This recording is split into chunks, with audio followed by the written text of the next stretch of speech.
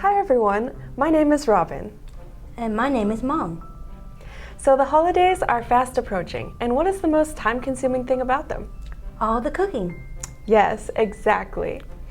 So today we're going to discuss one of the fundamental aspects of cooking oil. What cooking oils are we going to be looking at, Mom? Extra virgin olive oil, avocado oil, vegetable oil, and peanut oil. Personally, my favorite is extra virgin olive oil. Me too. So we'll be breaking down the taste, uses, and health benefits of each oil. Why don't you start us off? Sure. So the first oil we'll discuss is peanut oil. Personally, my family uses it a lot, but I'm sure everyone is familiar with peanut oil since it's the oil of choice for deep frying turkeys. Peanut oil is a wonderful frying oil. In general, it has the unique ability to not absorb the flavor of anything fried in it, so you can fry several different things in peanut oil, and each will keep its own taste. As for the health benefits, peanut oil is a recommended source of heart-healthy fats by the American Heart Association.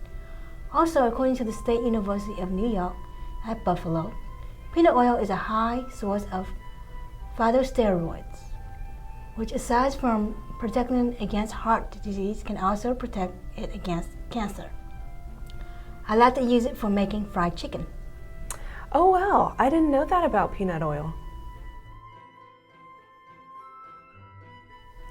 So let me tell you a little about an oil I use a lot, extra virgin olive oil. Extra virgin olive oil is kind of like the star of the cooking oil world because it's so versatile. It can be used for just about everything, plus it's extremely healthy. Extra virgin olive oil has a distinct fruity flavor and aroma, and much like peanut oil, olive oil and extra virgin olive oil are known for being heart healthy and a source of good unsaturated fats. The list of olive oil's benefits are massive, including prevention of obesity, prevention of mood disorders, and reversal of fatty liver disease.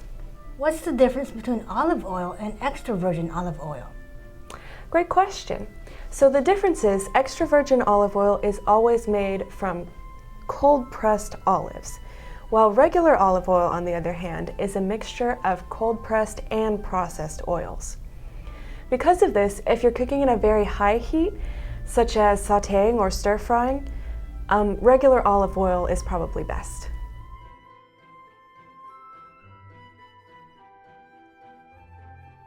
Another oil which shares some similarities with extra virgin olive oil is avocado oil. Avocado oil is made from the peels of avocados, but it still has that distinct avocado taste. Unlike extra virgin olive oil, avocado oil can be used for cooking at high heat. It's also another heart-healthy oil because it's high in oleic acid, which is an unsaturated fat. It contains vitamin E and helps the body absorb other fat-soluble vitamins. Other benefits include lowering cholesterol and lowering blood pressure. Much like extra virgin olive oil, in order to make sure that you are getting the full health benefits, check your bottle to make sure the avocado oil you're buying is cold pressed. Because, for example, this oil that we have here today should be a nice green color, but since it's over-processed, it's more yellow. I didn't know that. Avocado oil was made from the peels of avocado. Why is it so important to make sure that it's cold pressed? Well, there are a lot of oils that claim to be avocado oil, but are actually a mix of different oils, such as soybean oil. Since avocado oil is already so expensive, it's good to get what you're paying for, right? Oh wow, fake oil? What won't people do? Okay, Mong, we're almost through here. Do you want to talk about our last oil? Sure. So our last oil is vegetable oil.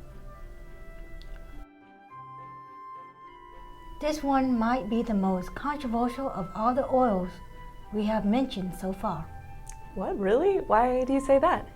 Well, vegetable oil is often misunderstood as being very unhealthy, but really it depends on the type of vegetable oil you get.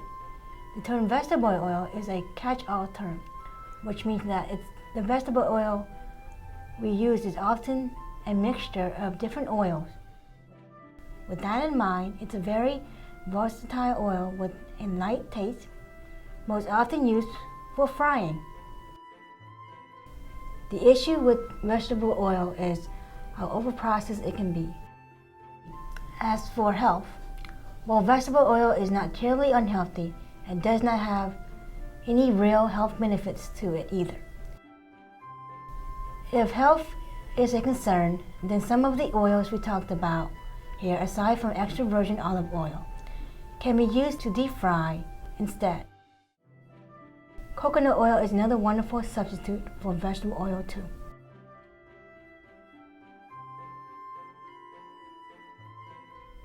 I have to say, I personally use vegetable oil all the time for my cooking. I never thought it might be overprocessed.